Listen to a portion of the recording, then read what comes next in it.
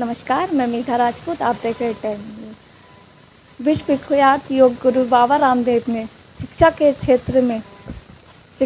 क्षेत्र के सुधार की जिम्मेदारी पूर्व आईएएस अधिकारी एनपी सिंह के कंधों पर सौंपी है। आइए आज हम बात करेंगे पूर्व आईएएस अधिकारी एनपी सिंह से, जो कि वर्तमान में भारतीय शिक्षा बोर्ड के कार्यकारी अध्यक्ष भी हैं। Sir, welcome to 10 news. Sir, क्या कहना चाहेंगे आप? आपका जो भारतीय शिक्षा बोर्ड है वो किस तरह से विभिन्न है दूसरे बोर्ड से? देखो, भारतीय शिक्षा बोर्ड का जो गठन हुआ उसका उद्देश्य है कि जो भी आधुनिक शिक्षा है, ज्ञान विज्ञान है, टेक्नोलॉजी है, उसके साथ भारत की समूचे सांस्कृतिक बोध को उसमें समन्वित करें। ये बोर्ड प्राइवेट बोर्ड है, लेकिन इसका गठन भारत सरकार ने एक आदेश के तहत एक प्रक्रिया का पालन करते हुए किया है और भारत सरकार ने इस बोर्ड को अन्य समस्त बोर्डों के समकक्ष इक्विवेलेंस ग्रांट किया।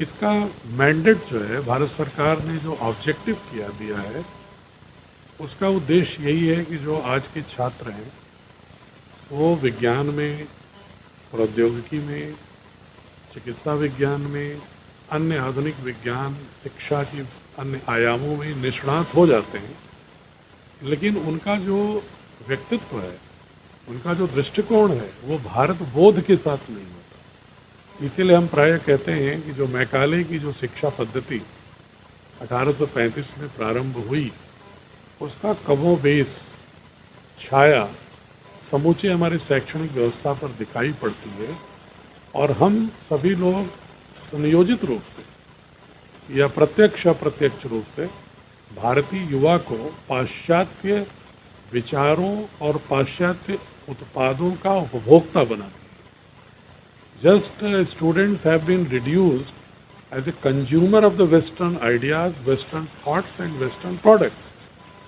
तो हम चाहते हैं कि शुरू से ही बच्चे सांस्कृतिक जड़ों से जुड़ें और वो आधुनिक 21वीं सदी के समस्त ज्ञान विज्ञान से निष्णात हों, युक्त हों, लेकिन दृष्टिकोण उनका भारतीय मूल्यों से संपृक्त हो।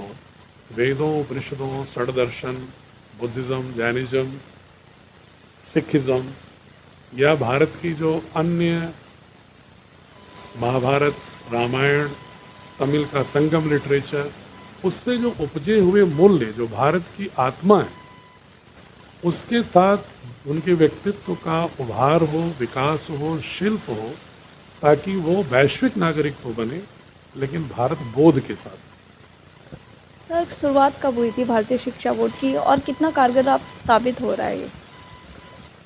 अभी चूँकि 2019 में भारत सरकार ने इस बोर्ड के गठन का मार्ग प्रशस्त किया और 3 अगस्त 2022 को हमारे समस्त कैरिकुलम, सिलेबस वगैरह को अप्रूव करते हुए समस्त बोर्ड के समकक्ष हमें संचालन के लिए अधिकृत किया। तो हमारी ये पुस्तकें तैयार हो रही हैं और हम अगले एकेडमिक ईयर से विद्यालयों को संबद्धता प्रदान करेंगे और कुछ मॉडल स्कूल भी देश के प्रमुख स्तरों पर खोलेंगे, जिससे कि जो उद्देश्य भारत सरकार और पतंजलि योगपीठ के पूज्य स्वामी रामदेव ने एक विजन के तहत भारत का परिवर्तन शैक्षणिक साधनों के शैक्षणिक उपादान के माध्यम से करने का लिया है संकल्प, उसको हम पूरी तरह से फील्ड में, क्षेत्र में, युवाओं में हस्तांतरित करें।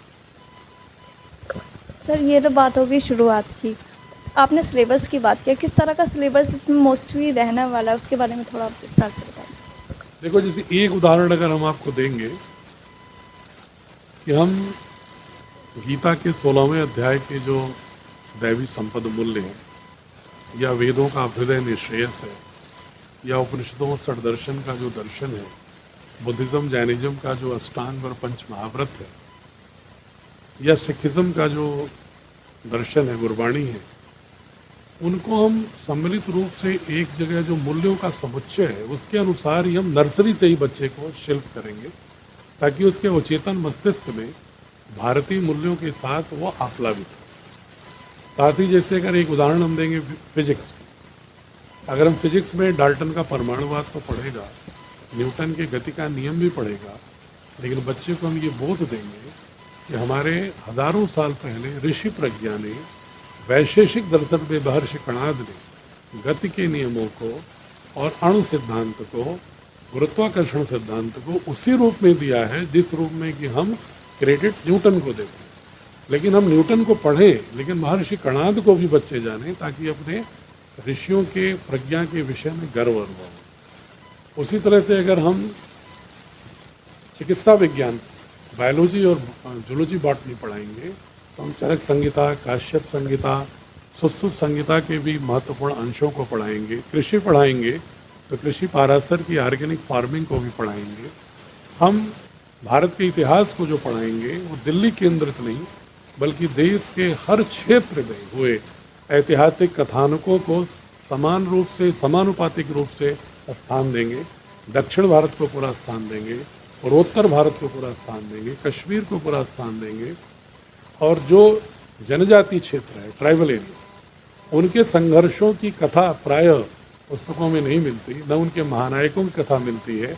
उनको भी मुख्य धारा के इतिहास में हम लाएंगे, जिससे कि बच्चे पूरे भारत के इतिहास को जाने, मात्र दिल्ली केंद्रित इतिहास को नहीं। जो शिक्षा प्रणाली है सदियों से हमारी चलती आ रही है, और गवर्नमेंट ने भी अभी 2 साल पहले कुछ चेंजेस किए हैं, न्यू शिक्षा प्रणाली उन्होंने निकाली है। तो क्या कहना चाहेंगे, कितना आप सहमत हैं इससे जो गवर्नमेंट ने निकाला है, और क्या आपको कमियां लगती है अपनी साइड से? देखिए, नई शिक्षा नीति में जो सिद्धांत रूप में जितनी बातें आई हैं वो वही हैं जो अभी हम आपसे चर्चा कर रहे थे।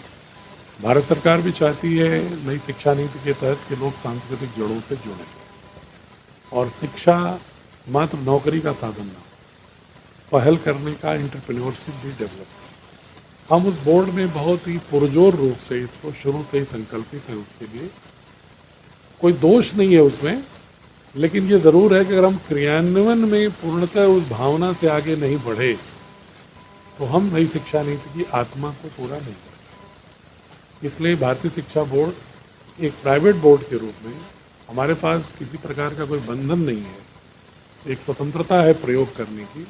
इसलिए हम अपने विद्यालयों में और संबद्ध विद्यालयों में भारत सरकार की शिक्षा नीति और पूज्य स्वामी जी का जो विज़न है, स्वदेशी का, योग का, अध्यात्म का और राष्ट्रवाद का, उसको पिरोते हुए भारत बोध के साथ वैश्विक नागरिक के नेतृत्व की दक्षता हम पैदा करेंगे। सर, हमारे देश के यशस्वी प्रधानमंत्री नरेंद्र मोदी भी बहुत बढ़ावा दे रहे हैं अपने कल्चर को, अपनी सभ्यता को, और आपकी शिक्षा पद्धति का भी उद्देश्य है कि संस्कृति को बढ़ावा देना। तो आपको क्या लगता है, अभी एक आप बोलें कि ये प्राइवेट बोर्ड है, आपको क्या लगता है कि गवर्नमेंट आपको कुछ सपोर्ट करेगी इसमें आगे जा? देखो, गवर्नमेंट ने ही हमें बनाया है। हमारा जो अभ्युदय है, हमारा जो जन्म है, वो भारत सरकार की ही नीति के अंतर्गत हुआ है। और शायद उन्होंने इसीलिए किया है कि गवर्नमेंट के बोर्ड के साथ साथ एक जो प्राइवेट बोर्ड भी इस दिशा में उन्मुख होगा भारतीयकरण शिक्षा का करने में, तो शायद प्रतियोगी भावना से और अधिक प्रयोगात्मक जो अभिरुचि है अन्य बोर्ड में भी पैदा होगी।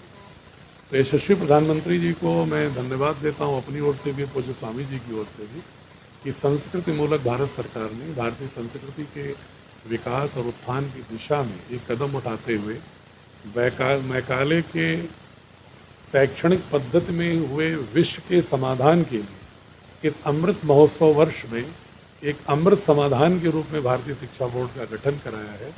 मैं उनको बधाई भी देता हूं और हम कोशिश करेंगे कि जो उद्देश्य हमारे बोर्ड को दिया गया है उसको पूरा करने में हम पूरी ऊर्जा लगाएं। Thank you so much sir. आपका शिक्षा जो पद्धति है बहुत ही अच्छी है, एक सांस्कृतिक से हर चीज़ से जोड़ने वाली है। युवाओं को आजकल बहुत ज़रूरत है, क्योंकि शिक्षा पद्धति हम विदेशी कल्चर की ओर अपना रहे हैं, जो अपना है वो खो रहे हैं। मैं उम्मीद करूंगी कि आपके भारतीय शिक्षा बोर्ड से लोग जुड़ेंगे और इसमें अच्छी शिक्षा लेंगे। मैं मेघा राजपूत, आप देख रहे थे 10 न्यूज़।